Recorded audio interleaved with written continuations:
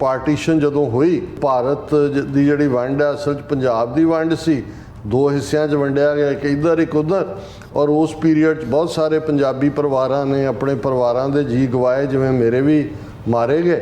ਪਰ ਇਸ ਤੋਂ ਵੀ ਵੱਡਾ ਨੁਕਸਾਨ ਸੀ ਕਿ ਸਾਡੇ ਗੁਰਦੁਆਰਾ ਸਾਹਿਬ ਜਿਹੜੇ ਨੇ ਉਹ ਪਾਕਿਸਤਾਨ 'ਚ ਰਹਿ ਗਏ। ਨਨਕਾਣਾ ਸਾਹਿਬ ਗੁਰੂ ਨਾਨਕ ਸਾਹਿਬ ਦਾ ਜਨਮ ਸਥਾਨ ਹੈ, ਔਰ ਇਹ ਜਿਵੇਂ ਕਰਤਾਰਪੁਰ ਸਾਹਿਬ ਕੋਰੀਡੋਰ ਬਣਨ ਦੇ ਨਾਲ ਹਰ ਮਜ਼ਹਬ ਦੇ ਲੋਕਾਂ ਨੂੰ ਇਹਨੇ ਯੂਨਾਈਟ ਕੀਤਾ। ਕਰਤਾਰਪੁਰ ਸਾਹਿਬ ਦੇ ਜਿਵੇਂ ਕੋਰੀਡੋਰ ਨੂੰ ਇਸਟੈਬਲਿਸ਼ ਕੀਤਾ ਗਿਆ, ਇਸੇ ਤਰ੍ਹਾਂ ਇੱਕ ਹੋਰ ਸਿਮਿਲਰ ਕੋਰੀਡੋਰ ਨਨਕਾਣਾ ਸਾਹਿਬ ਤੱਕ ਵੀ ਬਣਾਇਆ ਜਾਏ, ਜਿੱਥੇ ਕਿ ਯਾਤਰੂ ਜਾ ਸਕਣ। ਨਨਕਾਣਾ ਸਾਹਿਬ ਜਿਹੜਾ ਉਹ ਆਲਮੋਸਟ 104 ਕਿਲੋਮੀਟਰ ਹੈ।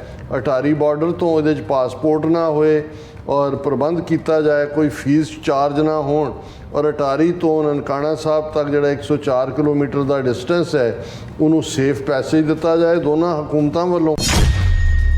ਤੁਸੀਂ ਪਾਕਿਸਤਾਨ ਦੀ ਟੈਰੀਟਰੀ 'ਚ 108 ਕਿਲੋਮੀਟਰ ਦਾ ਸੇਫ ਪੈਸੇਜ ਮੰਗ ਰਹੇ ਹੋ, ਉਹ ਤਾਂ ਉਹਨਾਂ ਨੇ ਓਪਨ ਕੀਤਾ ਹੀ ਹੋਇਆ ਕਿ ਵੀ ਨਨਕਾਣਾ, ਉਹ ਤਾਂ ਪ੍ਰੋਪਰ ਜਿਹਨੇ ਜਾਣਾ ਹੈ ਉਹ ਵੀਜ਼ੇ ਲੈ ਕੇ ਜਾਂਦੇ ਨੇ, ਉੱਥੋਂ ਤੁਸੀਂ ਉਹਨਾਂ ਨੂੰ ਜਿਹੜਾ ਉਹ ਜਥਿਆਂ 'ਚ ਵੀ ਨਹੀਂ ਪ੍ਰੋਪਰ ਜਿਹੜਾ ਉਹ ਰੈਕਗਨਾਈਜ਼ ਕਰਨ ਦਿੰਦੇ, ਇੰਨੀਆਂ ਪਾਬੰਦੀਆਂ ਲਾਈਆਂ ਹੋਈਆਂ ਨੇ।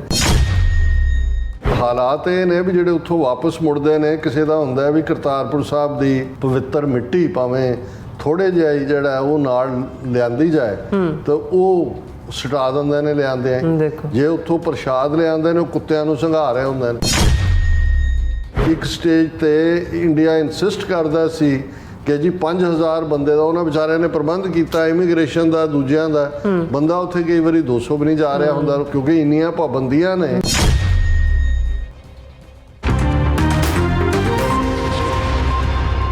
Viewers welcome back to program. So ਵੀ ਇਸ ਗੱਲਬਾਤ ਕਰਨ ਜਾ ਰਹੇ ਕਿ ਆਮ ਆਦਮੀ ਪਾਰਟੀ ਦੇ ਰਾਜ ਸਭਾ ਮੈਂਬਰ ਰਾਘਵ ਚੱਡਾ ਨੇ ਮੰਗ ਕੀਤੀ ਹੈ ਕਿ ਭਾਰਤ ਸਰਕਾਰ ਪਾਕਿਸਤਾਨ ਨਾਲ ਗੱਲਬਾਤ ਕਰਕੇ ਨਨਕਾਣਾ ਸਾਹਿਬ ਤੱਕ ਸੁਰੱਖਿਅਤ ਲਾਂਘੇ ਦਾ ਪ੍ਰਬੰਧ ਕਰੇ।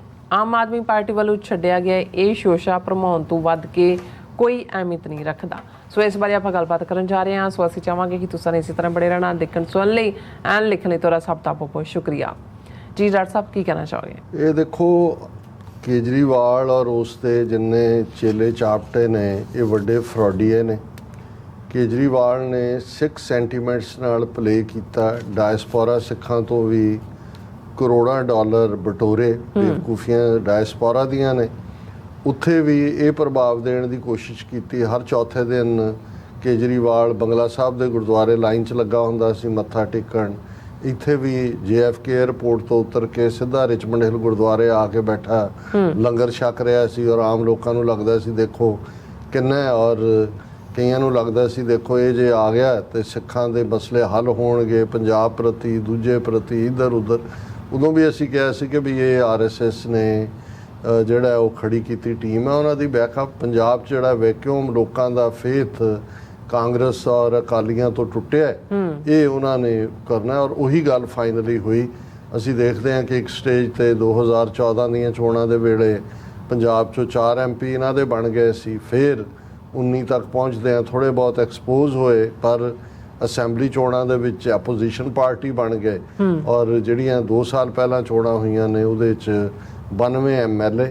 ਹਾਲਾਂ ਦਿੱਲੀ ਤੋਂ ਬਾਅਦ ਪੰਜਾਬ ਹੀ ਹੈ, ਬਾਕੀ ਸਾਰੇ ਪਾਸੇ ਤਾਂ ਇਹਨਾਂ ਨੂੰ ਮੂੰਹ ਦੀ ਖਾਣੀ ਪਈ। ਹਾਲਾਂ ਪੰਜਾਬ ਦਾ ਪੈਸਾ ਲੁੱਟ ਕੇ ਕਿਵੇਂ ਗੁਜਰਾਤ ਚੋਣ ਮੁਹਿੰਮ ਜਾਂ ਹੁਣ ਹਰਿਆਣੇ ਦੇ ਵਿੱਚ ਵੀ ਇਹ ਘੁੰਮ ਰਿਹਾ ਜਿਹੜਾ ਭਗਵੰਤ ਮਾਨ ਹੈ, ਔਰ ਦੂਜਾ ਪੈਸਾ ਖੁੱਲ੍ਹਾ ਪੰਜਾਬ ਦਾ ਖਾ ਰਹੇ ਨੇ ਔਰ ਉਹ ਲੁੱਟ ਰਹੇ ਨੇ ਉਹਨੂੰ, ਪੰਜਾਬ ਨੂੰ। ਪਰ ਇਸ ਸਾਰੇ ਪੀਰੀਅਡ ਦੇ ਵਿੱਚ ਅਸੀਂ ਦੇਖਦੇ ਹਾਂ ਵੀ ਕਿਵੇਂ ਇਹਨਾਂ ਨੇ ਹਿੰਦੂਤਵੀ ਏਜੰਡੇ ਨੂੰ ਫਾਰਵਰਡ ਕੀਤਾ। ਔਰ ਸਭ ਤੋਂ ਵੱਡੀ ਉਦਾਹਰਣ ਜਿਵੇਂ ਭਾਈ ਅੰਮ੍ਰਿਤਪਾਲ ਸਿੰਘ ਔਰ ਉਹਨਾਂ ਦੇ ਸਾਥੀਆਂ ਦੇ ਖਿਲਾਫ NSA ਲਾ ਕੇ 2900 ਕਿਲੋਮੀਟਰ ਦੂਰ ਡਿਬਰੂਗੜ੍ਹ ਦੇ ਵਿੱਚ ਭੇਜਣਾ, ਕਾਲਾ ਪਾਣੀ ਨਵਾਂ ਲੱਭ ਕੇ। ਔਰ ਇਸ ਸਾਰੇ ਦੌਰ 'ਚ ਜਿਵੇਂ ਅਸੀਂ ਦੇਖਦੇ ਹੁਣ, ਕਿਉਂਕਿ ਭਾਵੇਂ ਅੰਡਰ ਟਾਰਗੇਟ ਸੁਖਬੀਰ ਬਾਦਲ ਜਾਂ ਅਕਾਲੀ ਪਾਰਟੀ ਹੈ, ਲੇਕਿਨ ਇਹ ਸਾਹਮਣੇ ਆ ਰਿਹਾ ਕਿ ਵੀ ਗੁਰੂ ਗ੍ਰੰਥ ਸਾਹਿਬ ਦੇ ਉੱਤੇ ਹਮਲੇ ਦੀਆਂ ਘਟਨਾਵਾਂ 2015 ਤੋਂ ਹੁਣ ਤੱਕ ਸੁਖਬੀਰ ਬਾਦਲ ਜਾਂ ਅਮਰਿੰਦਰ ਦੀ ਕਾਰਗੁਜ਼ਾਰੀ ਤਾਂ ਸੀ, ਪਰ ਪਿਛਲੇ 2 ਸਾਲ ਤੋਂ ਭਗਵੰਤ ਮਾਨ ਐਂਡ ਕੰਪਨੀ ਨੇ ਕਿਵੇਂ ਉਹਨਾਂ ਸਾਰਿਆਂ ਨੂੰ ਦੱਬਿਆ ਕਿ ਸਾਨੂੰ ਕਿਸੇ ਦੀ ਇਜਾਜ਼ਤ ਨਹੀਂ ਹੈ, ਕੋਈ ਕਿਸੇ ਪਾਸੇ ਪ੍ਰੋਗਰੈਸ ਨਹੀਂ ਹੋਈ, ਕੋਈ ਜਿਹੜੀ ਹੈ ਇਸ ਮਾਮਲੇ ਦੇ ਵਿੱਚ ਅੱਗੇ ਵਧਣ ਜਾਂ ਦੋਸ਼ੀਆਂ ਤੱਕ ਔਰ ਇੱਕ ਨੇ ਠੀਕ ਸਵਾਲ ਪੁੱਛਿਆ ਸੀ, ਇੱਕ ਨੂੰ ਪੁੱਛ ਰਿਹਾ ਸੀ ਉਹਨੂੰ, ਰਣਬੀਰ ਖੱਟੜੇ ਨੂੰ, ਜਿਹੜਾ ਅੱਜ ਕੱਲ੍ਹ ਵੱਡਾ ਇੰਕਸ਼ਾਫ ਕਰ ਰਿਹਾ। ਉਹਨੇ ਕਿਹਾ ਜੀ ਕੀ ਕਾਰਨ ਹੈ ਜੀ, ਪਹਿਲੀ ਇਨਵੈਸਟੀਗੇਸ਼ਨ 'ਚੋਂ ਨਿਕਲ ਆਇਆ ਸੀ ਵੀ ਸੌਦਾ ਸਾਧ ਦੇ ਬੰਦੇ ਨੇ, ਬੁਰਜਵਾਰ ਸਿੰਘ ਵਾਲਾ 'ਚੋਂ ਨਿਕਲ ਆਇਆ ਫਲਾਣਾ ਹੈ ਵੀ, ਤੇ ਅੱਜ ਤੱਕ ਕਿਸੇ ਨੇ ਉਹਨੂੰ ਕਿਉਂ ਨਹੀਂ ਪੁੱਛਿਆ ਕਿ ਭਾਈ ਉਹਨੂੰ ਕਿਉਂ ਨਹੀਂ ਤਲਬ ਕੀਤਾ। ਹੁਣ ਗੱਲ ਇਹ ਹੈ ਵੀ ਜਿਹੜੀ ਅਸੀਂ ਜਦੋਂ ਡੀਪ ਸਟੇਟ ਦੀ ਗੱਲ ਕਰਦੇ ਹਾਂ ਵੀ ਕੰਮ ਹੀ ਜਦੋਂ ਏਜੰਸੀਆਂ ਦਾ, ਜਾਂ ਜਿਹੜਾ 5 ਸਦੀਆਂ ਦੇ ਵੈਰ ਦੀ ਗੱਲ ਅਸੀਂ ਕੱਲ੍ਹ ਵੀ ਇਸ ਟੌਪਿਕ 'ਚ ਕੀਤੀ ਸੀ। ਹੁਣ ਇਸ ਕਿਸਮ ਦੀ ਹੌਸਟਿਲਿਟੀ 'ਚ ਜਦੋਂ ਸਿੱਖਾਂ ਦਾ ਮੋਹ ਭੰਗ ਹੋ ਗਿਆ ਇਹਨਾਂ ਦੇ ਨਾਲ, ਚੰਗੀ ਤਰ੍ਹਾਂ ਸਮਝ ਰਹੇ ਨੇ ਵੀ ਇਹ ਤਾਂ ਵਾਕਿਆ ਹੀ ਇਹ ਤਾਂ ਬੁੱਚੜ ਬੇਅੰਤੇ ਦੇ ਰਾਹ ਤੇ ਆ, ਜਿਹੜੀ ਗੱਲ ਦੀਪ ਸਿੱਧੂ ਨੇ ਕਹੀ ਸੀ ਕਿ ਵੀ ਇਹਦੀ ਸ਼ਕਲ ਧਿਆਨ ਨਾਲ ਦੇਖੋ, ਇਹ ਬੁੱਚੜ ਬੇਅੰਤੇ ਨੂੰ ਲੋਕ ਭੁੱਲ ਜਾਣਗੇ।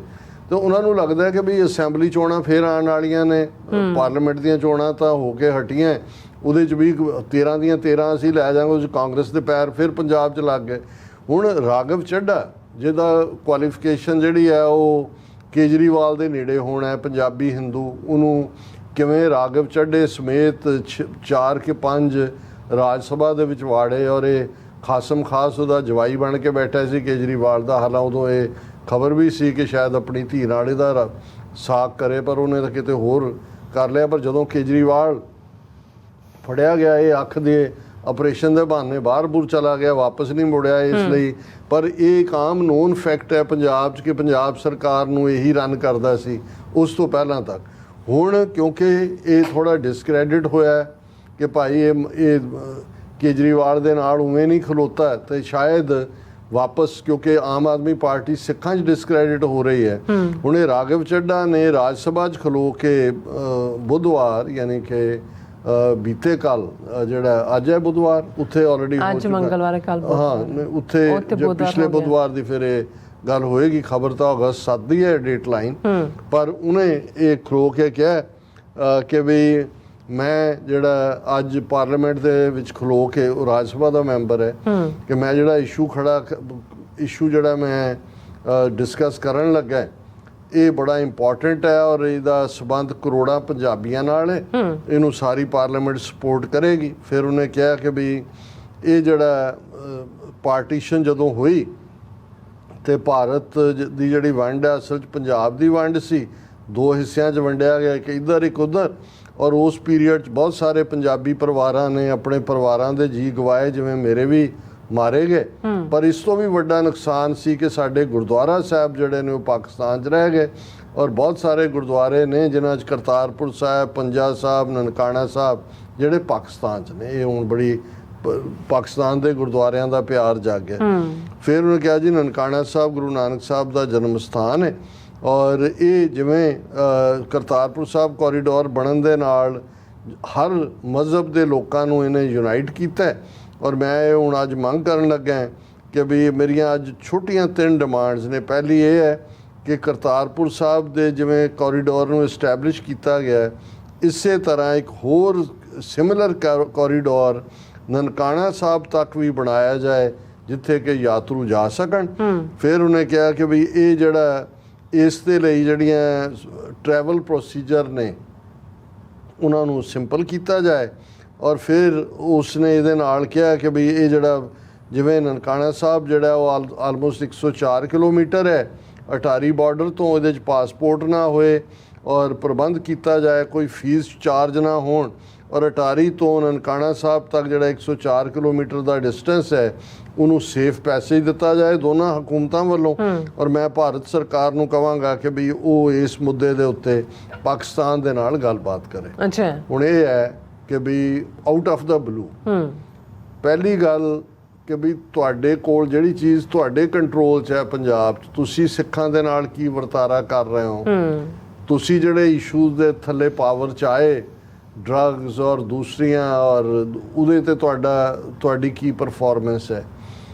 ਕਰਤਾਰਪੁਰ ਸਾਹਿਬ ਕੋਰੀਡੋਰ ਜਿਹੜਾ ਮੈਂ ਸਮਝਦਾ ਵੀ ਪਾਕਿਸਤਾਨ ਦੀ ਜਨਰੋਸਿਟੀ 'ਚੋਂ ਨਿਕਲਿਆ, ਜਨਰਲ ਬਾਜਵਾ ਔਰ ਇਮਰਾਨ ਖਾਨ ਪੀਰੀਅਡ 550ਵੇਂ ਗੁਰੂ ਨਾਨਕ ਸਾਹਿਬ ਦੇ ਪ੍ਰਕਾਸ਼ ਪੁਰਬ ਦੇ ਮੌਕੇ ਤੇ 2019 ਦੇ ਵਿੱਚ ਖੋਲ੍ਹਿਆ ਗਿਆ। ਤੇ ਤੁਸੀਂ ਜਿਹੜਾ ਪਾਕਿਸਤਾਨ ਨੂੰ ਤੋਹਫਾ ਦਿੱਤਾ ਉਸੇ ਸਾਲ 'ਚ ਕਸ਼ਮੀਰ ਦਾ ਸਟੇਟਸ ਖਤਮ ਕਰਕੇ, ਕਿਉਂਕਿ ਇਹ 5 ਅਗਸਤ ਨੂੰ ਸਟੇਟਸ ਖਤਮ ਕੀਤਾ ਗਿਆ, ਕਿਉਂਕਿ ਉਹ ਸਮਝਦੇ ਸੀ ਕਿ ਪਾਕਿਸਤਾਨ ਇਨ ਰਿਐਕਸ਼ਨ ਕਰਤਾਰਪੁਰ ਕੋਰੀਡੋਰ ਨਹੀਂ ਖੋਲ੍ਹੇਗਾ ਜਿਹੜਾ ਕਿ 9 ਨਵੰਬਰ ਨੂੰ ਉਹਨਾਂ ਨੇ ਖੋਲ੍ਹਣਾ ਸੀ। ਲੇਕਿਨ ਪਾਕਿਸਤਾਨ ਵਧਿਆ ਅੱਗੇ, ਉਹਨੇ ਜਿਹੜਾ ਉਹਦਾ ਬਣਦਾ ਪਾਰਟ ਸੀ ਉਹਨੇ ਆਊਟ ਆਫ ਦਾ ਵੇ ਜਾ ਕੇ ਇਹਨੂੰ ਯਕੀਨੀ ਬਣਾਇਆ। ਲੇਕਿਨ ਤੁਸੀਂ ਪਾਸਪੋਰਟ ਦੀ ਪਾਬੰਦੀ ਲਾ ਦਿੱਤੀ।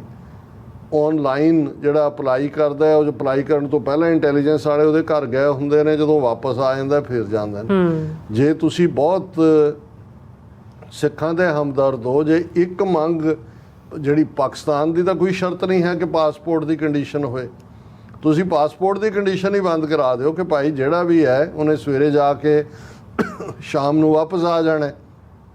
ਆਧਾਰ ਕਾਰਡ ਤੁਸੀਂ ਬਣਾਏ ਨੇ, ਦੂਜੇ ਨੇ ਜਿਹੜੇ ਬਾਹਰਲੇ ਜਾਣਗੇ ਉਹਨਾਂ ਕੋਲ ਪਾਸਪੋਰਟ ਹੈ, ਉਹ ਦਿਖਾ ਕੇ ਐਂਟਰ ਕਰੋ, ਮੱਥਾ ਟੇਕ ਕੇ ਵਾਪਸ ਆਓ। ਚੈੱਕਅਪ ਜਾਂ ਦੂਜੇ ਦਾ ਕੀ ਲੋੜ ਹੈ। ਔਰ ਹਾਲਾਤ ਇਹ ਨੇ ਵੀ ਜਿਹੜੇ ਉੱਥੋਂ ਵਾਪਸ ਮੁੜਦੇ ਨੇ, ਕਿਸੇ ਦਾ ਹੁੰਦਾ ਵੀ ਕਰਤਾਰਪੁਰ ਸਾਹਿਬ ਦੀ ਪਵਿੱਤਰ ਮਿੱਟੀ ਭਾਵੇਂ ਥੋੜੇ ਜਿਹਾ ਹੀ ਜਿਹੜਾ ਉਹ ਨਾਲ ਲਿਆਂਦੀ ਜਾਏ ਤਾਂ ਉਹ ਸਟਾ ਦਿੰਦੇ ਨੇ ਲਿਆਂਦੇ ਆ। ਜੇ ਉੱਥੋਂ ਪ੍ਰਸ਼ਾਦ ਲਿਆਂਦੇ ਨੇ ਉਹ ਕੁੱਤਿਆਂ ਨੂੰ ਸੰਘਾ ਰਹੇ ਹੁੰਦੇ ਨੇ ਵੀ ਤੁਸੀਂ ਘੱਟੋ। ਔਰ ਇਹੀ ਕਾਰਨ ਹੈ ਕਿ ਜਿਹੜੇ ਇੱਕ ਸਟੇਜ ਤੇ ਇੰਡੀਆ ਇਨਸਿਸਟ ਕਰਦਾ ਸੀ ਕਿ ਜੀ 5000 ਬੰਦੇ ਦਾ ਉਹਨਾਂ ਵਿਚਾਰਿਆਂ ਨੇ ਪ੍ਰਬੰਧ ਕੀਤਾ ਇਮੀਗ੍ਰੇਸ਼ਨ ਦਾ, ਦੂਜਿਆਂ ਦਾ। ਬੰਦਾ ਉੱਥੇ ਕਈ ਵਾਰੀ 200 ਵੀ ਨਹੀਂ ਜਾ ਰਿਹਾ ਹੁੰਦਾ ਕਿਉਂਕਿ ਇੰਨੀਆਂ ਪਾਬੰਦੀਆਂ ਨੇ ਔਰ ਇੰਨਾ। ਹੁਣ ਉਹ ਤੁਸੀਂ ਫੰਕਸ਼ਨਲ ਜਿਹੜਾ ਆਣ ਜਾਣ ਹੈ, ਜਸਟ ਇੱਕ ਬ੍ਰਿਜ ਕ੍ਰਾਸ ਕਰਨਾ ਹੈ ਤੇ ਤੁਸੀਂ ਪਾਕਿਸਤਾਨ ਦੀ ਟੈਰੀਟਰੀ 'ਚ 108 ਕਿਲੋਮੀਟਰ ਦਾ ਸੇਫ ਪੈਸੇਜ ਮੰਗ ਰਹੇ ਹੋ। ਉਹ ਤਾਂ ਉਹਨਾਂ ਨੇ ਓਪਨ ਕੀਤਾ ਹੀ ਹੋਇਆ ਕਿ ਵੀ ਨਨਕਾਣਾ ਉਹ ਤਾਂ ਪ੍ਰੋਪਰ ਜਿਹਨੇ ਜਾਣਾ ਹੈ ਉਹ ਵੀਜ਼ੇ ਲੈ ਕੇ ਜਾਂਦੇ ਨੇ। ਉੱਥੋਂ ਤੁਸੀਂ ਉਹਨਾਂ ਨੂੰ ਜਿਹੜਾ ਉਹ ਜਥਿਆਂ 'ਚ ਵੀ ਨਹੀਂ ਪ੍ਰੋਪਰ ਜਿਹੜਾ ਉਹ ਰੈਕਗਨਾਈਜ਼ ਕਰਨ ਦਿੰਦੇ, ਇੰਨੀਆਂ ਪਾਬੰਦੀਆਂ ਲਾਈਆਂ ਹੋਈਆਂ ਨੇ। ਸੋ ਮੈਂ ਜਿਵੇਂ ਇਹ ਸਮਝਦਾ ਵੀ ਇਹ ਸਿੱਖਾਂ ਨੂੰ ਇਹ ਦੱਸਣ ਦੇ ਲਈ, ਦੇਖੋ ਜੀ ਅਸੀਂ ਕਿੰਨੇ ਵੱਡੇ ਤੁਹਾਡੇ ਹਮਦਰਦ ਹੈ, ਇਹ ਸਿੱਖਾਂ ਨੂੰ ਭਰਮਾਉਣ ਦੇ ਲਈ ਇੱਕ ਹੋਰ ਜਿਹੜੀ ਹੈ ਉਹ ਨੌਟੰਕੀ ਹੈ। ਇਸ ਤੋਂ ਇਸ ਤੋਂ ਵੱਧ ਕੇ ਇਹਦੀ ਕੋਈ ਅਹਿਮੀਅਤ ਨਹੀਂ ਜੀ। ਰਾਜ ਸਾਹਿਬ ਤੁਹਾਡਾ ਬਹੁਤ ਬਹੁਤ ਧੰਨਵਾਦ। ਸੋ ਥੱਲੇ ਨੇ ਬ੍ਰੇਕ ਵਿਊਅਰਸ, ਤੁਸੀਂ ਕਿਤੇ ਨਹੀਂ ਜਾਣਾ, ਮਿਲਦੇ ਆ ਆਫਟਰ ਦਿਸ ਸ਼ਾਰਟ ਬ੍ਰੇਕ।